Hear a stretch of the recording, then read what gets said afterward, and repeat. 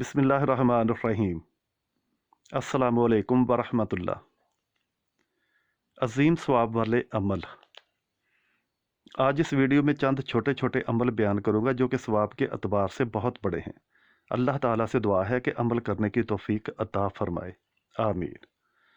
सबसे पहले कुछ इस तरह है कि एक बार सैयदा उम्मे हानी रज़ी अल्लाह ताला अन्हा रसूल पाक सल्लल्लाहु अलैहि वसल्लम से अर्ज़ करने लगीं कि ए अल्लाह के रसूल, मैं बूढ़ी हो चुकी हूँ और मेरा जिस्म भी भारी हो चुका है।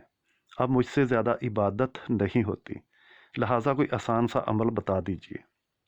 तो रसूल पाक सल्लल्लाहु अलैहि वसल्लम ने फरमाया कि तुम 100 मरतबा सुबहान अल्लाह पढ़ लिया करो, इससे तुम्हें 100 गुलामों को आज़ाद करने का अजर मिलेगा।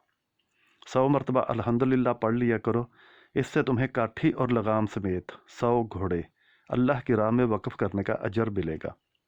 100 मरतबा अल्लाहु अकबर पढ़ लिया करो, इससे तुम्हें 100 ऊँटों की मकबूल कुर्बानी का सवाब मिलेगा।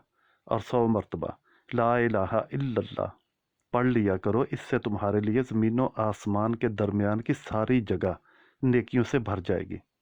सुबहान अल्लाह। इसी तरह सही बुखारी की हदीस नंबर 6682, नबी करीम सल्लल्लाहु अलैहि वसल्लम ने फरमाया कि 2 कलमे ज़बान पर हल्के फुल्के लेकिन मिज़ान में इंतहाई वज़नी और अल्लाह ताला को बेहद महबूब हैं, और वो ये हैं कि सुबहान अल्लाह व बिहम्दिही सुबहान अल्लाहिल अज़ीम।